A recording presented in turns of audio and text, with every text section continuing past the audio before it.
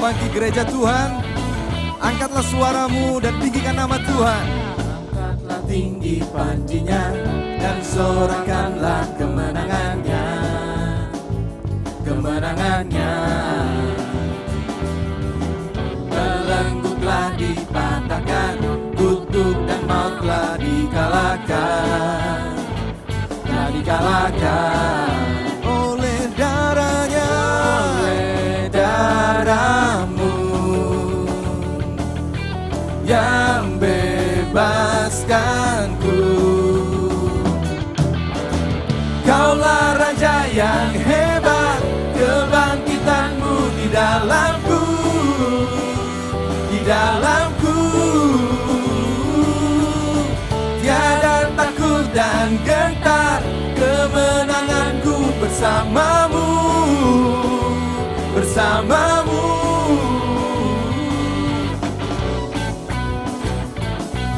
mari kita tinggikan nama Tuhan kita.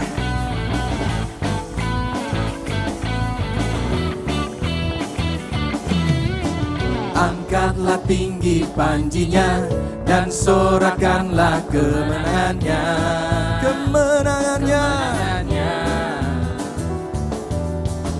belenggu telah dipatahkan, kutuk dan maut telah dikalahkan, telah dikalahkan.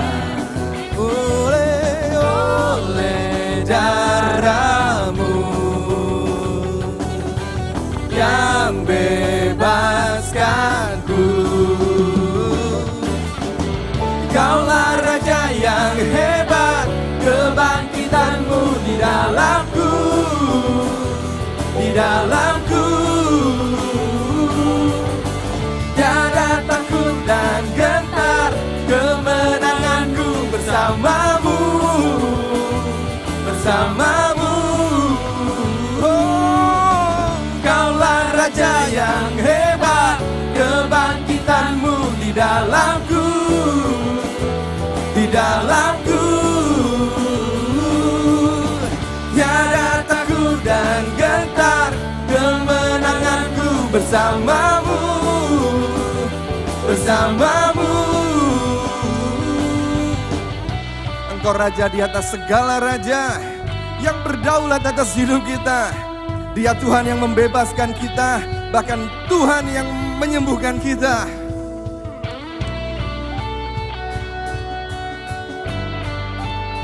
Oh Tuhan,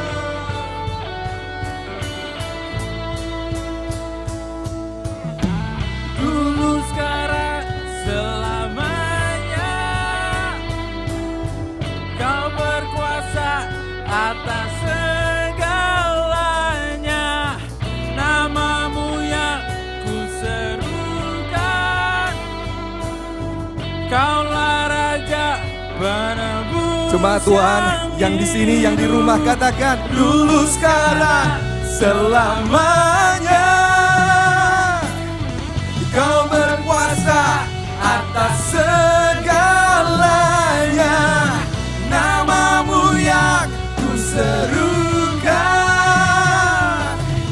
Kaulah Raja penebus yang hidup. Kaulah Raja yang hebat, kebangkitanmu di dalamku, di dalamku. Tiada takut dan gentar, kemenanganku bersamamu, bersamamu. Kaulah Raja, Kaulah Raja yang hebat, kebangkitanmu di dalamku, di dalamku. Tiada takut dan gentar, kemenanganku bersamamu, bersamamu.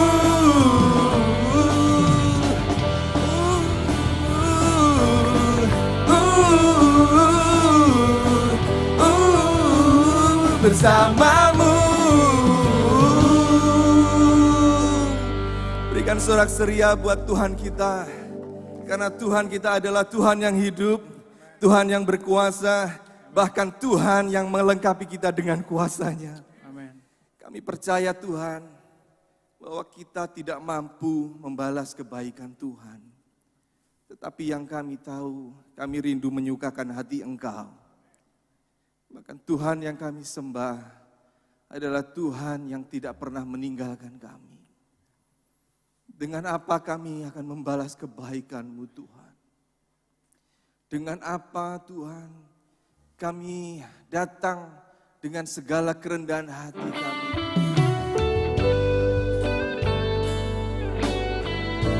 Mari jemaat Tuhan, angkat suaramu, sembah Dia. Tuhan yang berkuasa, Tuhan yang hidup di dalam kami.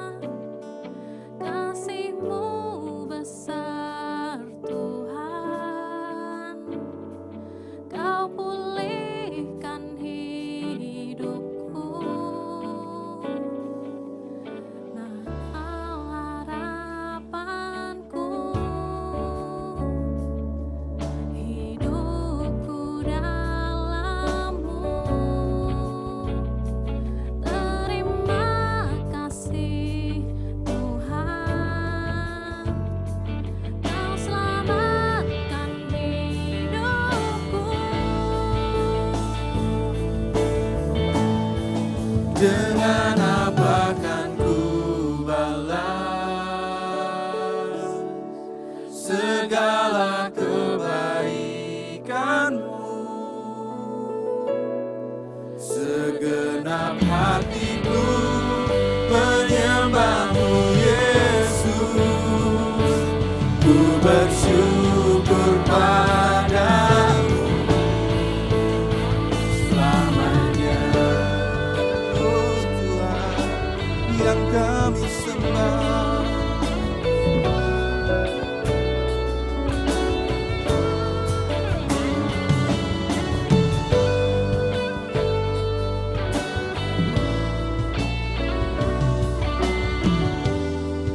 Engkaulah harapan kami.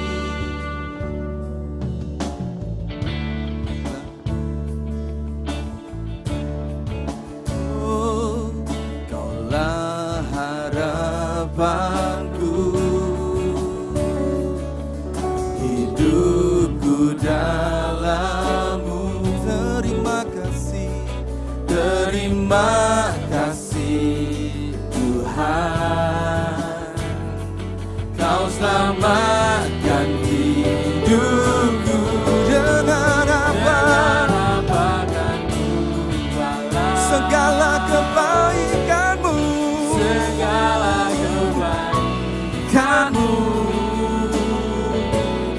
Segenap hatiku menyembah-Mu Yesus. Ku bersyukur padamu. Dengan apa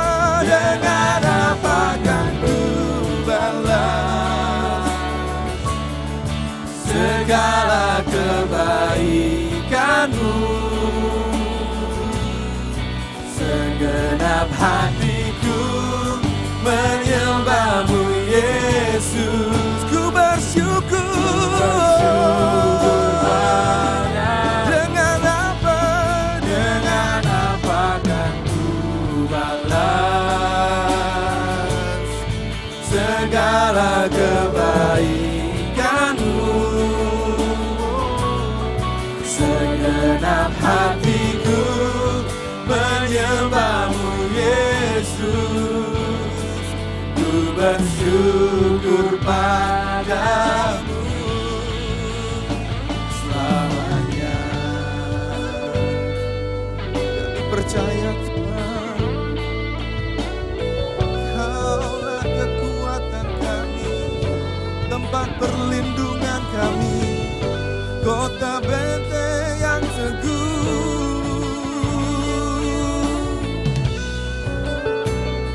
Terima kasih Tuhan selamanya. Selamanya.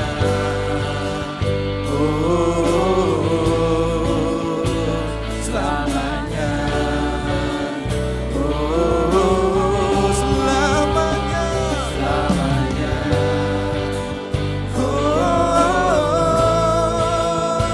Selamanya. Selamanya.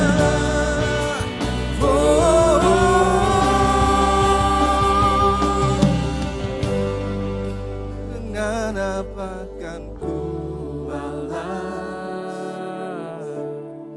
segala kebaikanmu,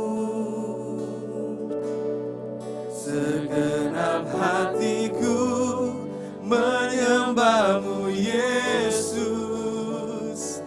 Ku bersyukur padamu, dengan apa kan ku balas segala kebaikanmu, segenap hatiku menyembahmu Yesus. Ku bersyukur padamu, dengan apa kan ku balas segala kebaikanmu, segenap hatiku menyembahmu Yesus. Ku bersyukur dengan iman percaya bahwa Tuhan kita adalah Tuhan yang telah memberikan kebaikan kepada kita. segala kebaikanmu, segenap hatiku menyembahmu Yesus. Ku bersyukur padamu selamanya.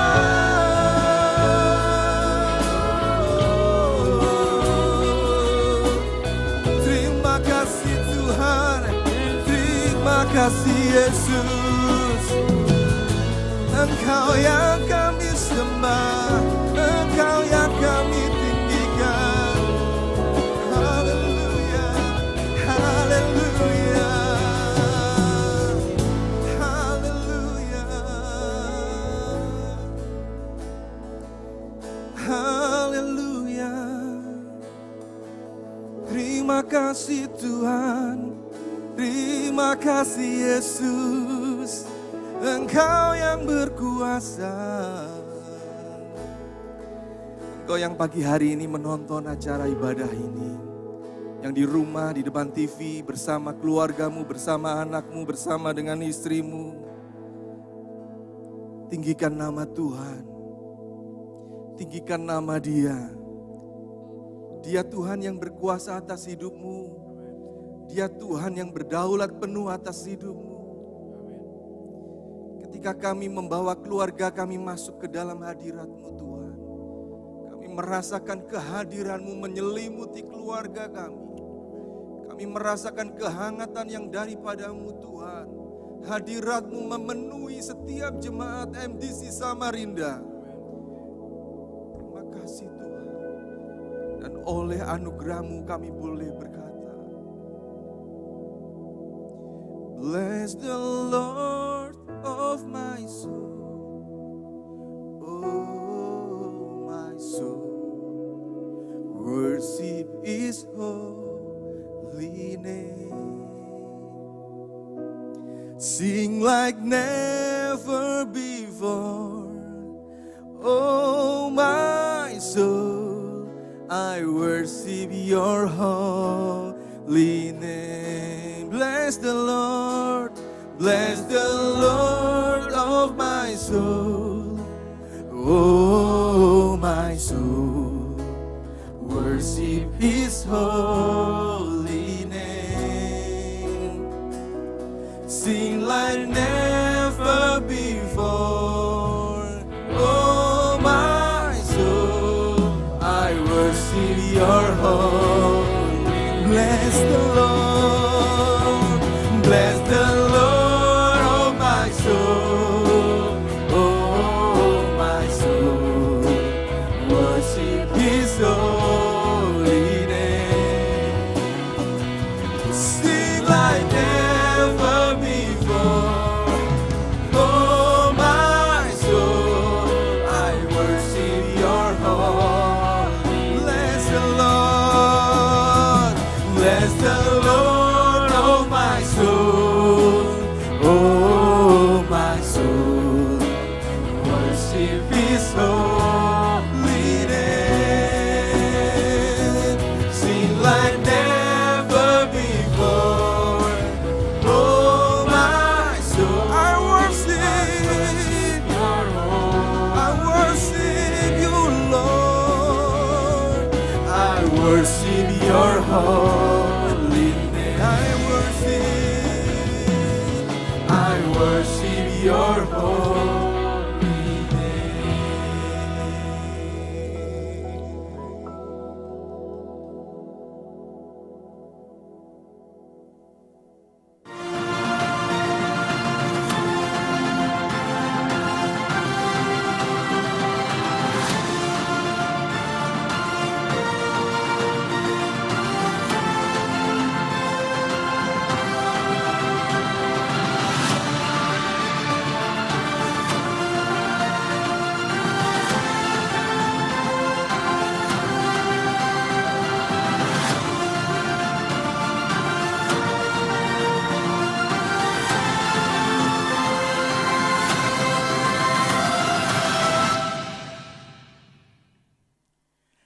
Salah satu dari kehebatan Tuhan yang sangat sulit untuk dipahami yaitu cara Tuhan memakai orang biasa di dalam pekerjaannya yang luar biasa dan di dalam posisi yang luar biasa. Orang-orang yang memiliki latar belakang biasa-biasa, bahkan dia bukan siapa-siapa, Tuhan bisa angkat, bisa pakai untuk sesuatu yang luar biasa. Salah satunya adalah seorang yang bernama Charles Spurgeon. Charles Spurgeon adalah seorang hamba Tuhan yang luar biasa. Dia adalah pengkhotbah yang terhebat di sepanjang sejarah gereja. Charles Spurgeon hidup 200 tahun yang lalu di negara Inggris. Dan melalui pelayanannya, hamba Tuhan ini hampir tiap minggu, selama dia hidup, tiap hari Minggu, dia khotbah disaksikan oleh 10.000 jemaat. 200 tahun yang lalu belum ada sound system yang hebat seperti sekarang. Dan bukan hanya itu saja, rata-rata setiap pekan dalam 7 hari, Charles Spurgeon khotbah 10 kali khotbah dengan tema yang berbeda-beda. Dan ketika Spurgeon meninggal dunia pada usia yang ke-57, dia mewariskan tidak kurang dari 3.600 khotbah yang dihimpun menjadi 49 jilid buku. Luar biasa, ini Charles Spurgeon. Dan yang menarik lagi adalah Charles Spurgeon itu bertobat pada waktu dia berusia 15 tahun. Waktu itu kisah pertobatannya begini. Di Inggris waktu itu sedang musim salju dan dia berjalan di kota Colchester. Menelusuri jalan-jalan di tepi di kota itu. Karena dia ingin bertemu dengan salah satu temannya. Nah, karena hujan salju begitu dahsyat, maka dia mencoba untuk mencari perlindungan. Kebetulan pas hari itu adalah hari Minggu, ada gereja yang buka. Maka masuklah dia ke gereja itu, gereja Metodis. Dia masuk ke situ tujuannya untuk berteduh karena hujan salju begitu lebat. Dan setelah dia masuk ke situ, dia duduk di paling belakang. Dia duduk di paling belakang karena dia hanya datang untuk berteduh. Nah, karena situasi begitu buruk, cuaca begitu buruk, maka ibadah di tempat itu hanya dihadiri oleh belasan orang.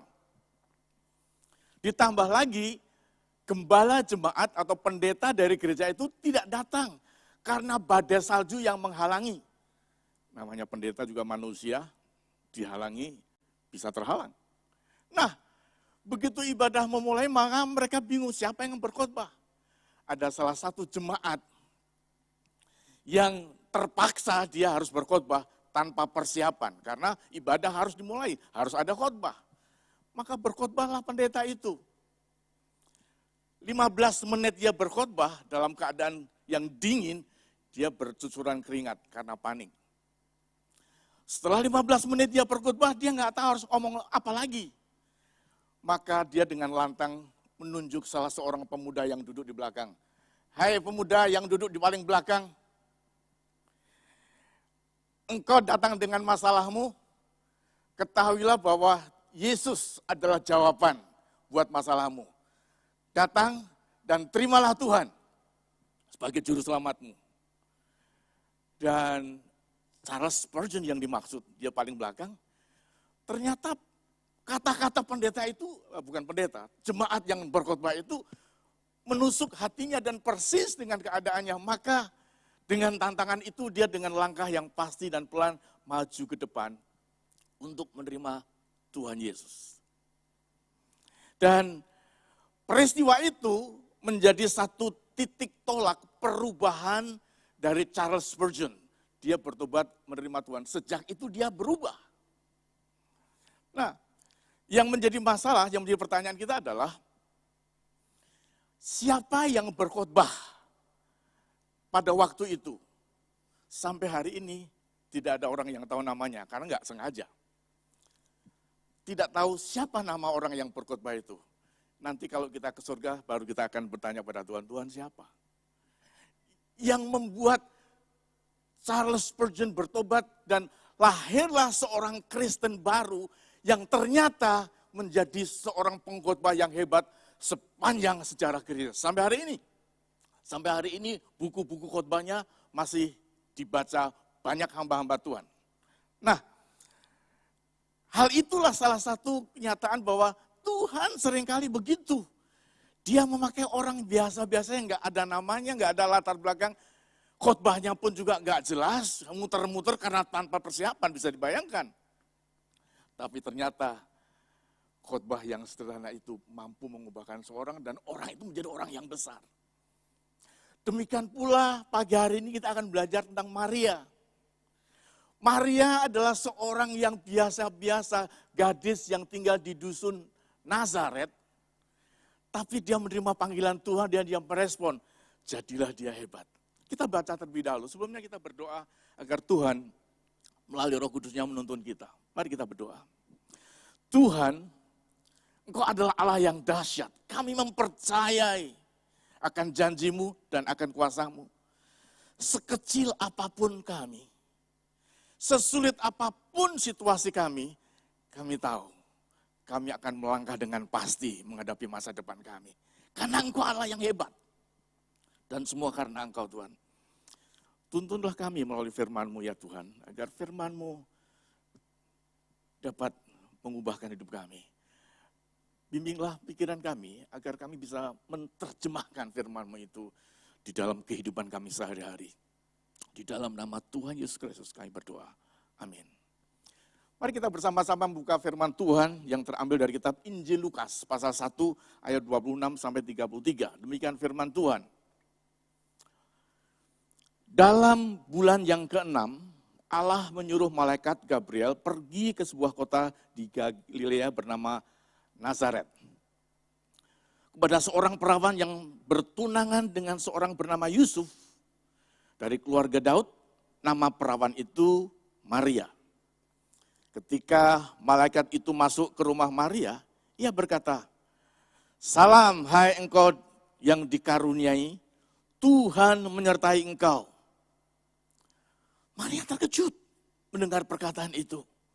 Lalu bertanya di dalam hatinya, apakah arti salam itu? Ayat 30.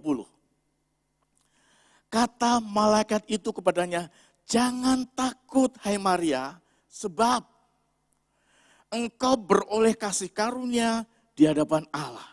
Ayat 31, sesungguhnya engkau akan mengandung dan akan melahirkan seorang anak laki-laki, dan hendaklah engkau menamai dia Yesus.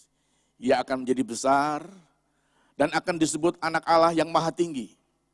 Dan Tuhan Allah akan mengaruniakan kepadanya tahta Daud, bapa leluhurnya.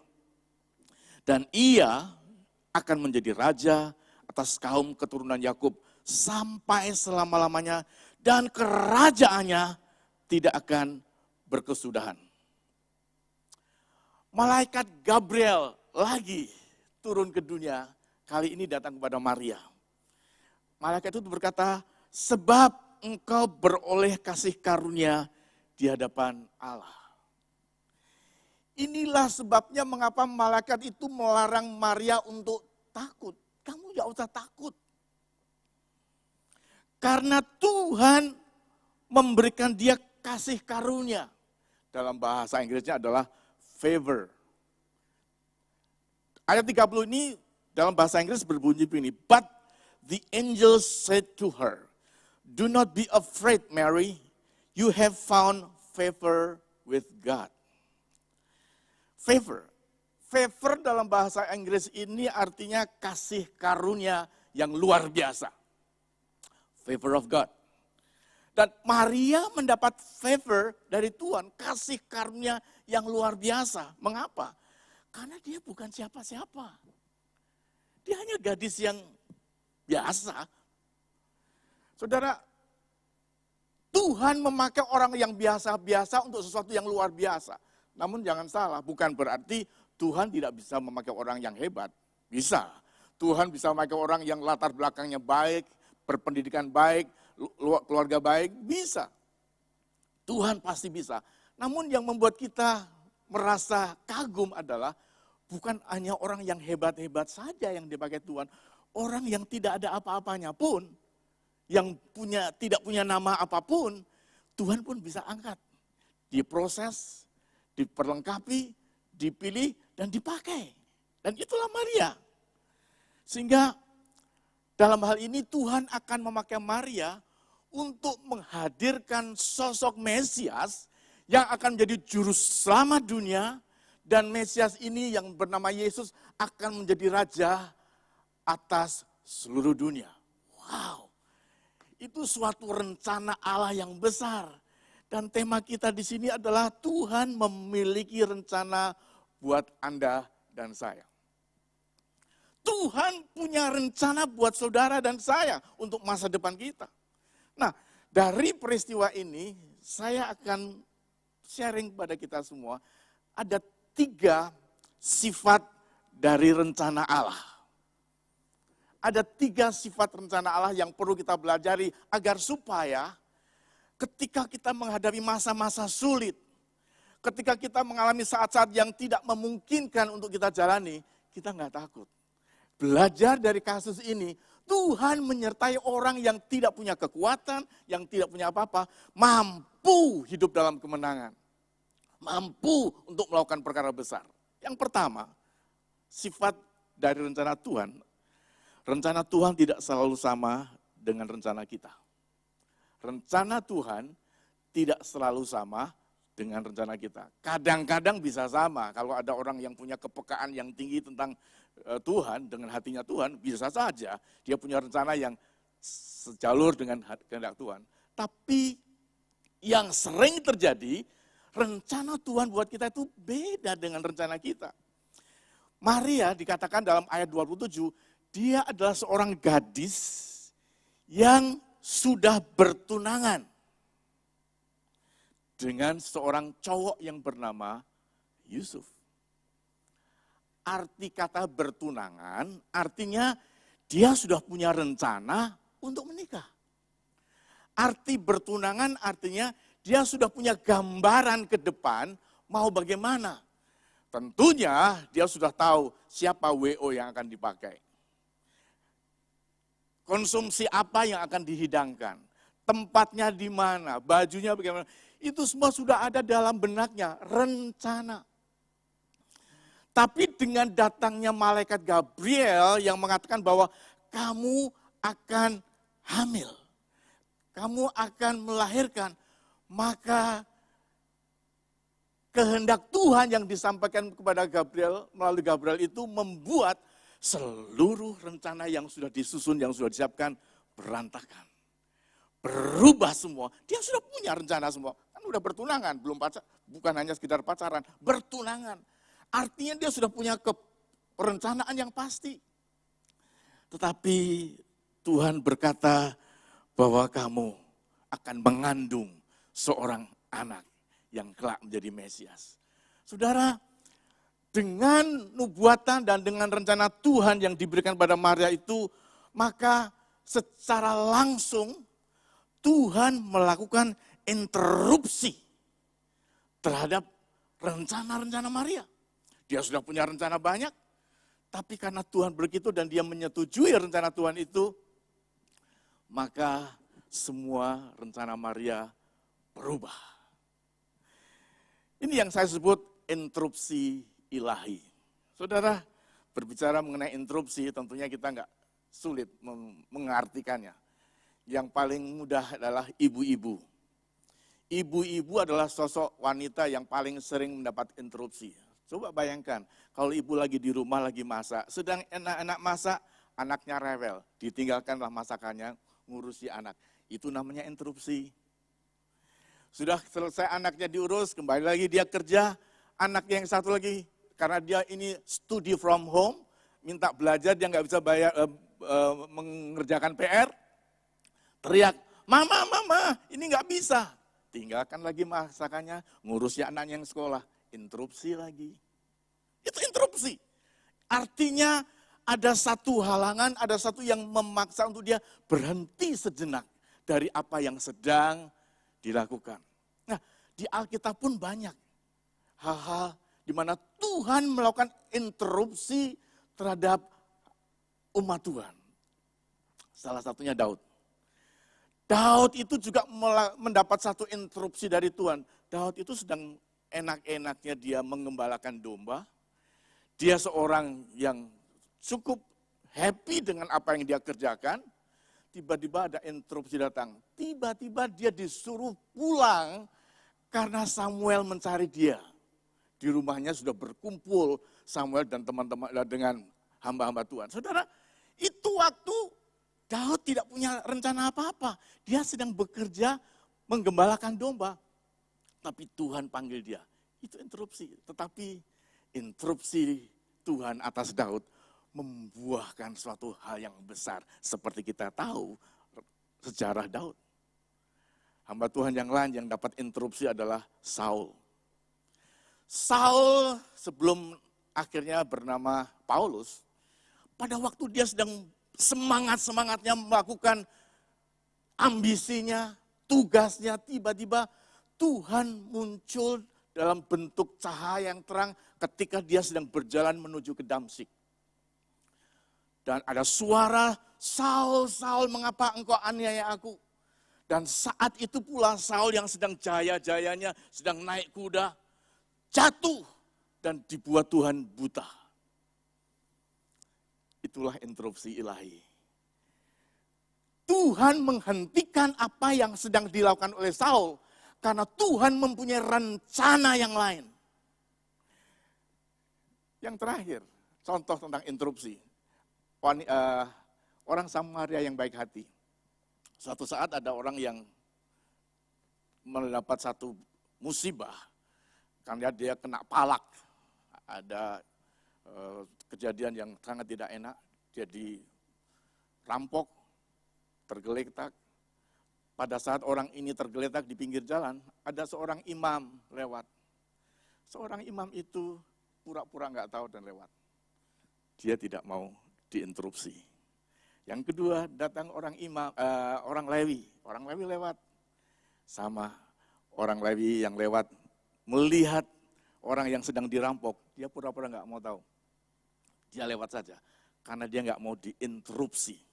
Baru yang ketiga, datang seorang Samaria yang baik hati. Ketika melihat ada seorang tergeletak dalam kesakitan, merintih, dia berhenti dari perjalanannya. Dia menolong, dia membawa ke kota, dan dia menyelamatkan dia. Kenapa? Karena dia mau diinterupsi. Itulah sejarah tentang interupsi.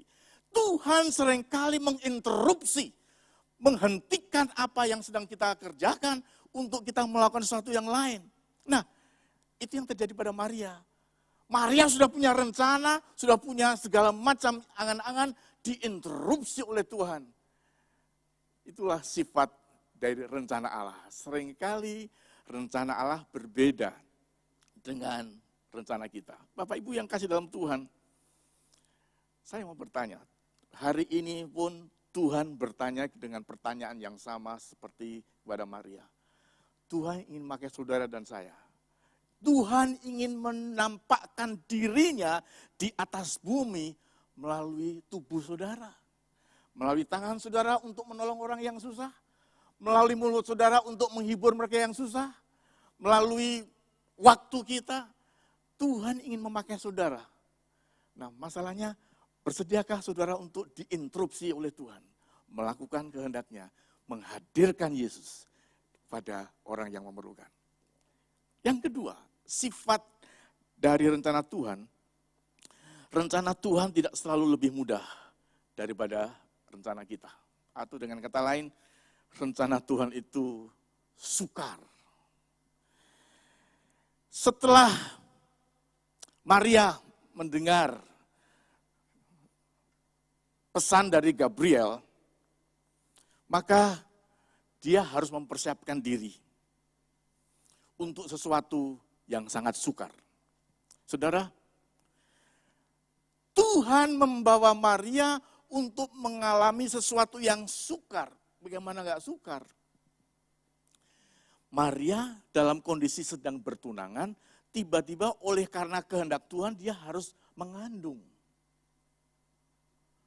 Saudara, orang Yahudi mempunyai satu peraturan. Kalau ada seorang yang hamil atau mengandung sebelum menikah, dua hal yang dia harus tahu. Yang pertama, itu akan menjadi aib bagi wanita itu. Bukan hanya aib. Yang kedua, kalau ada seorang wanita hamil sebelum menikah, maka wanita itu adalah seorang yang melakukan pelanggaran berat. Mengandung sebelum menikah itu pelanggaran berat. Kenapa saya katakan berat? Karena hukumannya dia harus dirajam batu sampai mati. Gara-gara melakukan kehendak Tuhan, dia harus menghadapi satu tanggung jawab pekerjaan yang berat. Ini yang saya mau katakan, seringkali rencana Tuhan itu sangat berat untuk dilakukan. Seringkali begitu. Bapak Ibu berbicara mengenai Maria yang harus mengandung sebelum menikah. Bagi Maria itu bukan maunya dia, Tuhan yang mau. Nah, saya ingin sampaikan kepada para generasi muda hari ini. Memang hari ini hamil sebelum menikah itu kayaknya sudah biasa, banyak orang begitu. Tapi saya mau beritahu, dari mimbar ini, gereja Tuhan, mari kita pertahankan kekudusan pernikahan. Bagi dunia itu tren, tapi bagi Tuhan itu dosa. Sekali lagi, kalau ada seorang wanita mengandung sebelum pernikahan, itu dosa. Dan itu tidak boleh. Mari kita menjaga kekudusan diri kita dan kekudusan Tuhan di dalam hidup kita. Dan itu yang membuat Maria berat. Karena dia tahu hukumannya itu berat. Saudara yang kasih dalam Tuhan, setiap orang yang mau menjadi murid Kristus, dia harus tanda tangan kontrak, dia harus pikul salib. Itu sudah wajib. Setiap orang yang mau menjadi murid Kristus, dia harus berani pikul salib. Dan Maria mengandung menjadi satu risiko. Kalau sampai Yusuf protes, dia nggak terima, pastilah Maria akan dirajam batu. Bukan hanya dirajam batu, seluruh keluarganya akan terkena imbasnya. Bukankah itu hal yang berat? Itu sebabnya pada hari ini, bapak-bapak dan ibu-ibu, kita sebagai anak-anak Tuhan yang dipanggil oleh Tuhan, kita harus sadar seringkali Tuhan punya rencana bagi kita itu berat. Tapi jangan takut. Karena Maria sudah punya ketetapan dalam hatinya bahwa ini kehendak Tuhan, seberat apapun dia jalani. Dan karena di dalam hati Maria sudah ada keputusan bahwa inilah aku, pakailah aku, maka dia yakin Tuhan yang memanggil dia, Tuhan yang punya prakarsa itu akan memberikan kekuatan untuk memikul beban yang berat.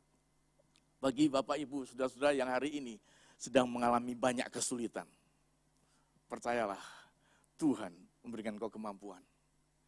Bagi saudara-saudara yang sedang dalam keadaan tidak menentu, rasanya makin hari hidup makin susah, gak apa-apa. Tuhan adalah Allah yang akan memberikan kita kesanggupan untuk kita melewati semua ini. Dan yang terakhir, yang ketiga, rencana Tuhan itu jauh lebih indah daripada rencana kita. Gara-gara rencana Tuhan untuk Maria dan Yusuf melahirkan sang juru selamat, dan Yesus itu menjadi orang yang membawa pembaharuan buat dunia, maka Maria dan Yusuf sejak itu namanya selalu dibawa-bawa. Di dalam silsilah Tuhan Yesus, nama Maria disebut.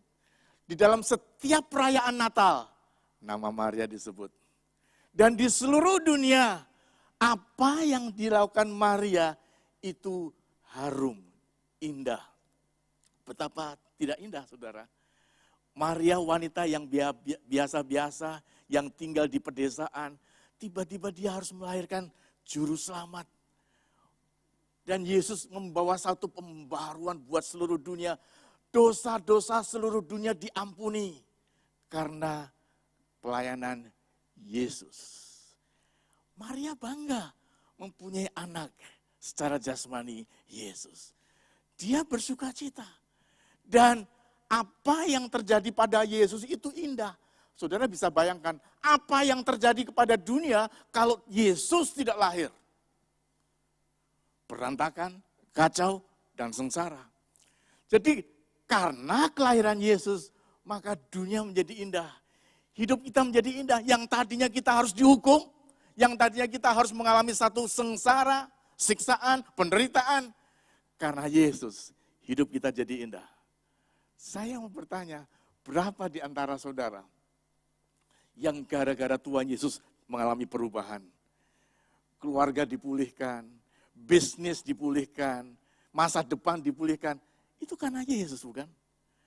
Oleh sebab itu kita meyakini apa yang menjadi rencana Tuhan itu jauh lebih indah daripada rencana sendiri. Oleh sebab itu sebagai kesimpulan, mari saya mengajukan pertanyaan yang sama dari Tuhan. Sadar atau tidak sadar, corona itu adalah satu interupsi ilahi. Disadari atau tidak, kita memasuki masa-masa sulit di mana semuanya serba berubah, semua serba berhenti. Sadarkah saudara, itu interupsi ilahi? Pertanyaan berikutnya adalah, setiap Tuhan melakukan interupsi kepada umatnya, pasti diikuti dengan rencana Tuhan. Setiap Tuhan melakukan interupsi terhadap umatnya, terhadap hambanya, selalu diikuti dengan rencana yang indah. Pertanyaan saya, 9 bulan kita semua sudah melewati corona. Kita hidup di dalam new normal, interupsi dari ilahi, dari Tuhan. Sudahkah kita menemukan apa rencana Tuhan melalui corona dalam hidup kita? Sudahkah kita menemukan apa kehendak Tuhan? Sebab Tuhan setiap kali dia menginterupsi, selalu menunjukkan rencananya. Belum terlambat Kalau ada di antara saudara yang masih bengong, yang masih belum tahu, ya ikut aja lah, diam-diam di rumah. Saat ini saya ingin mengajak saudara, interupsi ilahi membawa pesan yang khusus untuk Tuhan, untuk kita. Pesan dari Tuhan untuk kita, mari kita temukan. Dan yang kedua, Tuhan ingin menampilkan kehadirannya di atas muka bumi melalui saudara dan saya. Melalui tubuhmu, melalui tubuh kita, Tuhan ingin menampakkan dirinya untuk menolong orang-orang yang perlu. Pertanyaan yang kedua, bersediakah saudara untuk dipakai Tuhan? Melahirkan Yesus, menampakkan Yesus untuk jiwa-jiwa yang memerlukan. Mari kita menjawab dua pertanyaan ini. Tuhan berkati. Mari kita berdoa. Tuhan, kami menyadari masa corona adalah masa yang sulit bagi kami, sehingga kami harus menghentikan banyak hal. Agenda-agenda kami berubah. Rencana-rencana kami banyak yang batal. Membandingkan dengan apa yang terjadi pada Maria, maka kami meyakini masa ini adalah masa interupsi ilahi. Sama seperti Maria yang sudah punya banyak rencana dan berubah, maka Tuhan, pada hari ini Tuhan kami datang padamu menyerahkan. Walaupun Tuhan kami sudah punya banyak rencana untuk usaha kami, untuk bisnis kami, untuk studi kami, dan semua menjadi berubah. Kami yakin interupsi ilahi ini membawa satu rencana yang lebih indah. Tunjukkan Tuhan, kami mau mendengar suara-Mu. Dan kami mau melakukan interupsi yang dari Tuhan. Jadikan kami seperti seorang Samaria yang baik hati. Yang mau peduli kepada mereka yang membutuhkan. Jadikan kami Tuhan seperti Maria yang mau meninggalkan rencana-rencana bubar semua dan memakai rencana Allah untuk hidup kami. Sekalipun itu berat, sekalipun itu memalukan, sekalipun itu tidak populer, kami siap Tuhan untuk hidup kudus bagi nama-Mu. Kami jemaat-Mu Tuhan, siap untuk Engkau pakai. Pakailah kami Tuhan, sama seperti Engkau pakai Maria. Di dalam nama Tuhan Yesus Kristus, kami berdoa. Amin. Tuhan berkati.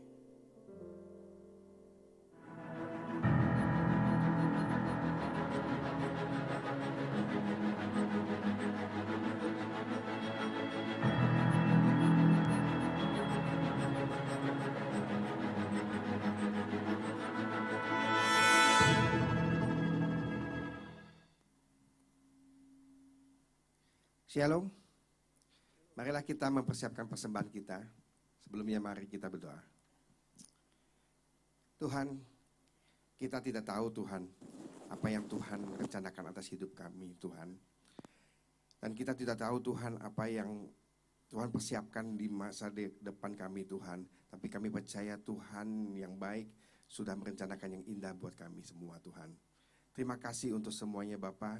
Terima kasih buat firman-Mu. Sebentar kami akan memberikan persembahan yang terbaik Tuhan bagi Engkau Tuhan.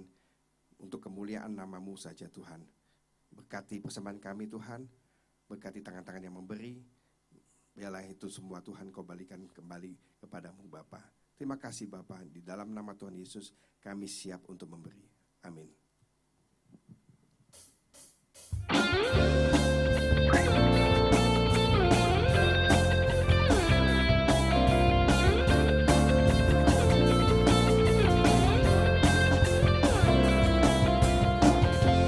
Tak terlukiskan perbuatanmu, tak terselami pemikiranmu, karena Kau Tuhan di atas segalanya, Maha besar tiada bandingannya. Tak terlukiskan perbuatanmu, tak terselami pemikiranmu, karena Kau Tuhan di atas segalanya, Maha besar, tiada bandingannya. Yesus perkasa yang telah membuktikan kasih-Nya sungguh hebat, tiada bandingannya. Bersorak-sorai bagi Raja mulia, Ia berikan kemenangan atas kita. Haleluya.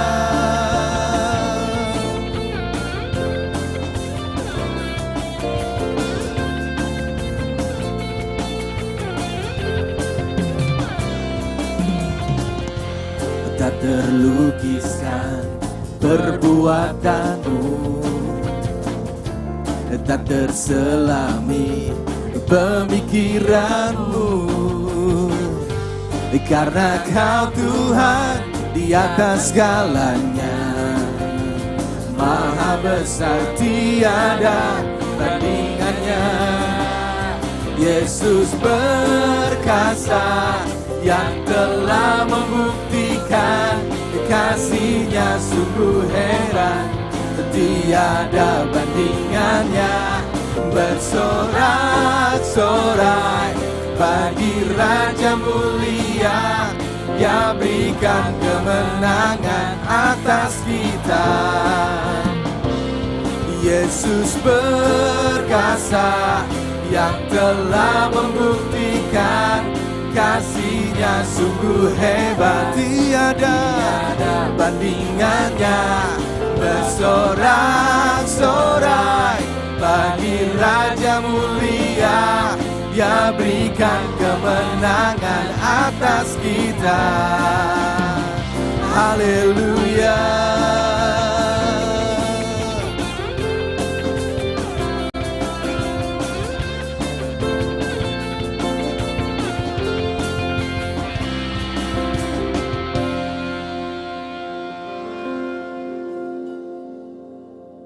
Mari kita mengakhiri ibadah kita pada pagi hari ini dan mari kita mengangkat tangan kita kepada Dia.